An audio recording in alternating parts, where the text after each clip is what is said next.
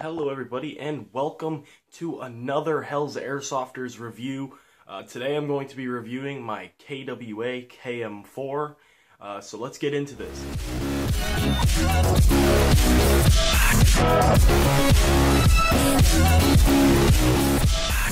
Alright everybody, alright, let me position the camera again.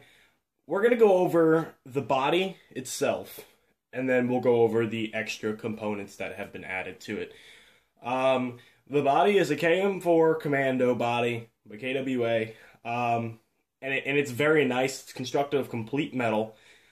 Pretty much everything on this gun is metal except for your standard components that you know on real steel firearms are not metal. Also known as your stock and your handguard or your pistol grip. The magazine is not metal either. That is sort of KWA's P-Mag, I guess you could say, their little replica. As you can see, nothing really done to the body. No paints, nothing. That's not going to even happen with this gun. This gun is going to stay completely stock. But other than that, the only thing that I've added or got added before I bought this gun was the Keymod rail, the 11-inch, a Mad Bull tie bore barrel, and then a few other things. Let me go to the stock here, show you guys some internal, I could say, upgrades, but let's see what that is. Okay, so as you can see, there's a lot of bunched up wires in here. Pretty much, if you can see there, usually there's a fuse in here. That is taken out because the direct link of electricity to the one single bar piece now increases your trigger response and your ROF, because more electricity can get to the gun in the gearbox in the motor than if it has to go through a fuse and make sure not too much energy is going through.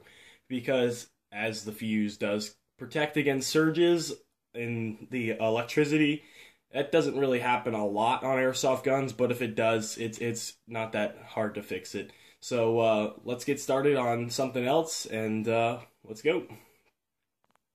Alright guys, so here's my Keymod rail. I've upgraded this thing a little bit for a rail system on the bottom, because the rails on a SOP or a Keymod rail, almost said SOP mod, on a Keymod rail, they only have panels to put rails on the sides and not the bottom. So on the bottom, I've got a threader tool, and I threaded a hole through one of the little like screw holes down there, and I fit a screw on an old JGS system rail, and then I just added that down here on the bottom and threw on my stubby grip.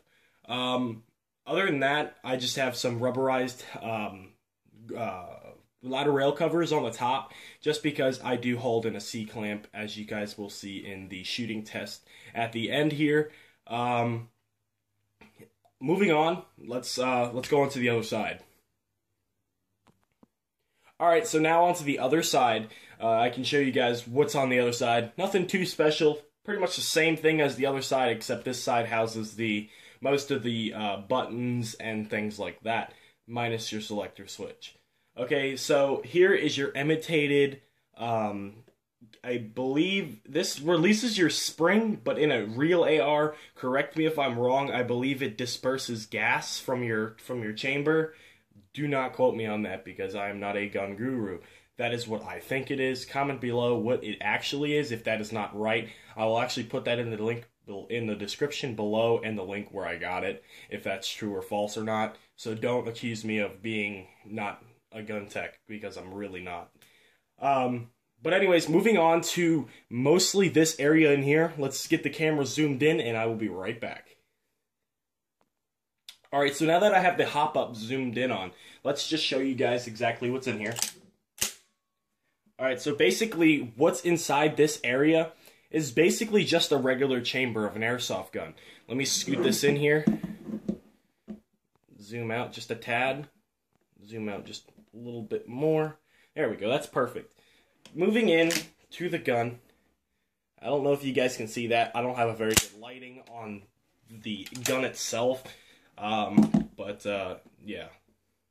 I'll show you guys that at the end of the video. I'll get a light onto that and go over that again. But on the other side, basically nothing special. You do have your mag release button located right here.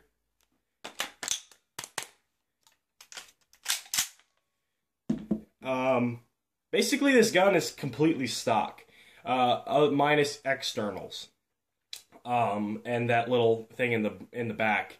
And I'm going to dry fire right now. So I understand it's really bad for your gun, but the shooting test was filmed a few days ago when I first got it, and it will not have it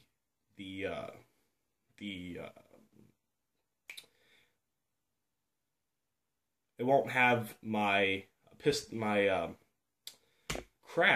this over here, my foregrip. Couldn't think of the name of that. Holy crap, brain fart. But yeah, so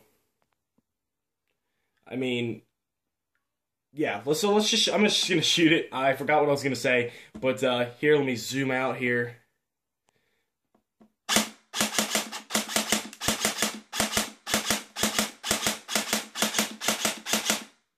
See how it has it has a really nice trigger pull, and I'm pretty sure the video is going to cut out all the pop and a lot more of the grinding noise. This gun is very quiet with its motor.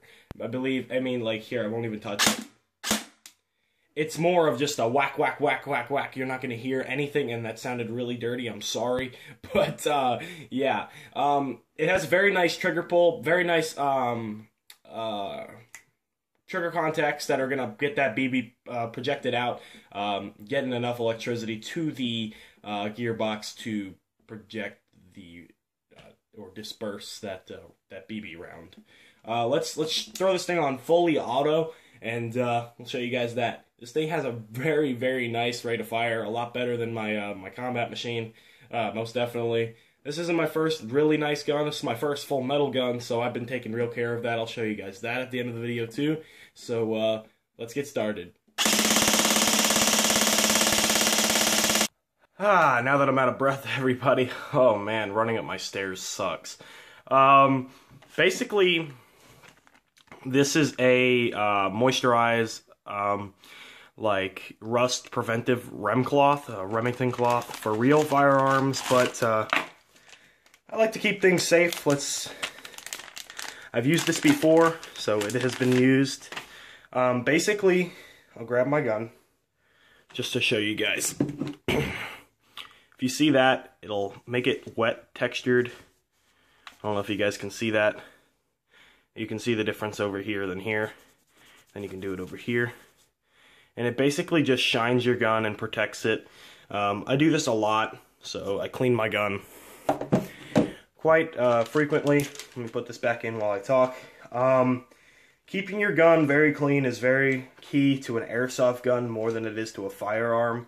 Just because airsoft guns do have a lot more components, electrical components, but real steel is also the same. I mean, you still have to clean your gun. It's not like I'm not telling you that you don't clean your gun in real steel, but it is less, you don't have to clean it as like grease all your gears, and you can just basically wipe it down with Rem oil, cloths, things like that, get the dirt and grime out of your fire mechanisms and things like that, and you're pretty much good. This consists of taking your gun apart, re-greasing a lot of your gears, re-shimming your gun, tuning it, and things like that. Things that I let techs do. But here I have Rem oil. It is a lubricant. I use this on my hop-up unit, and it makes the gear and that it goes a lot nicer. If you do not have a tie bore barrel, I do suggest that you do go out and buy one. They're very nice. You don't have to worry about lubing them up. I remember in the combat machine, I used to lube up my barrel. I used to take it out of the gun, spray it down there, let it dry so it's not a wet texture, but a more of a slimy texture inside there, and it would let the BB slide out and get a better spin on it. But that's just me. I don't know if that was just something that I did wrong and it just happened to work. People tell me all the time that that's really bad, and it's bad to spray your hop up because of swelling. I understand there's swelling involved, but it's better to keep a moisturized an always moisturized bucking than a very, very dry one. So pretty much I like to keep everything nice and running smooth in this gun. Hope you guys enjoyed this video. Hope you guys enjoyed this little quick shooting test at the end. This is Reaper from Hell's Airsofters, and I hope you guys have a great weekend. I know I'm going fishing. I'll catch you guys in the next one. Peace out.